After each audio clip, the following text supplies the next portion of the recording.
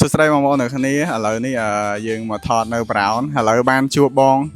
กล้ามราแมนได้กดได้ snap ฮัลโหลสุดท้ายก่อนสุดท้ายมองសួស្តីអ្នកទាំងអស់គ្នាឥឡូវខ្ញុំមកជួបគាត់ហើយដើម្បីថតមួយគាត់ទាំងពីរនាក់ហ្នឹងយើងអត់លុយទេ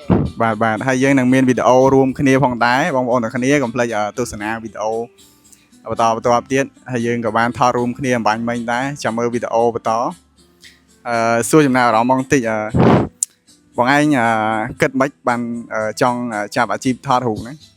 ពេលខ្លះស្រឡាញ់ការថតរូបស្រឡាញ់ការថតរូបតែយើងអត់មានបទពិសោធន៍អីចឹងណាគ្រាន់ថាយើងពេលខ្លះធ្វើអីមួយតមានក្តីសម័យខ្លួនឯងគួរថាក្តីស្រឡាញ់ហ្នឹងហើយបងមេ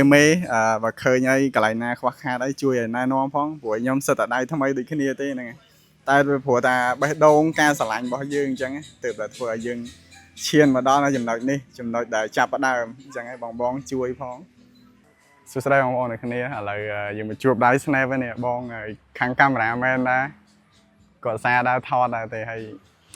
TikTok គាត់ពីណាគេខ្លះឃើញម្ចាស់ TikTok នេះចាំខ្ញុំដាក់ TikTok គាត់ក្នុងវីដេអូឲ្យហើយចាំចង់ថតរូបអីអាចហាត់សួរគាត់បានដៃ snap 7200ខ្ញុំ50អំអើនេះអត់បាន snap ទេចាំមើលតេស្តរូបភាពតិចមើលអូមានស្អាតដែរតេស្ត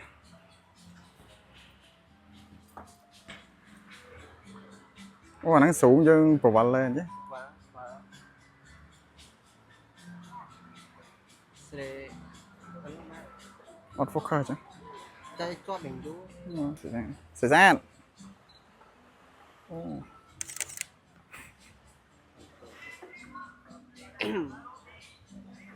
ស្រួលថតបាត់ម៉ូដែលខ្ញុំតាណារត់បាត់ថាសុំធ្វើវីដេអូ